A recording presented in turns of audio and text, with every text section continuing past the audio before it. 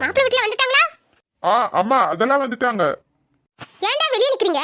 உள்ள போய் அந்த பாட்டிக்கு ஏதாச்சும் ஒரு உதவி செய்ய வேண்டியதானடா? அம்மா எங்களுக்கு தனியா உள்ள போறதுக்கு ஒரு மாதிரி இருந்துச்சா, அதான் விஜய்க்காக வெயிட் பண்ணிட்டு இருந்தோம். சரி விஜய், நான் உள்ள போறேன், நீங்க வாங்க.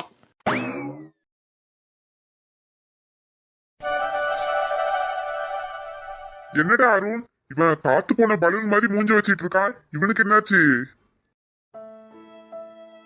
வேற ஒண்ணு இல்லடா விஜய், நான் பாக்குற பையங்களி எல்லாம் பறந்து போயிடுதான், அதனால இவர் சோகத்துல இப்படி நிக்கிறாரு. அப்படி எத்தனை கிளிடா இவனுக்கு பறந்து போச்சு? அதான்டா உங்க அத்தை பொண்ணை பார்த்தோன்னா இவனுக்கு புதுசா காதல் ரெக்க முளைச்சிச்சு. அத ஒரே நிமிஷத்துல இன்னொருத்தவன் தாலி கட்டி அந்த ரெக்கையும் மறைச்சிட்டு போயிட்டான்.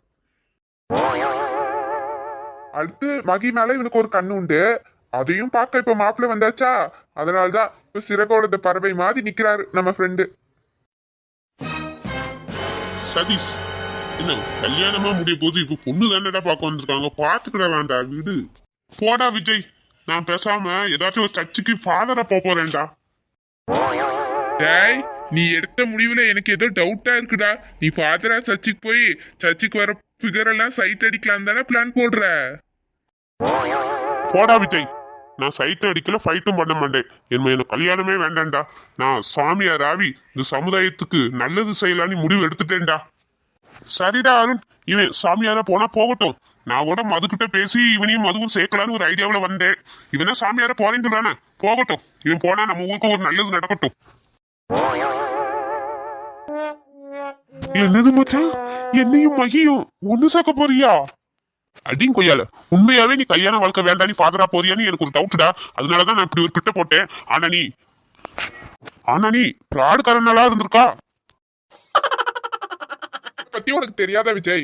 ஒரு கிளவிய கூட்டிட்டு வந்து இந்தாடா கல்யாணம் பண்ணிக்கிறேன்னு கேட்டா கூட கல்யாணம் பண்ணிப்பா. இவனாவது ஃபாதர் ஆகுறதா? அது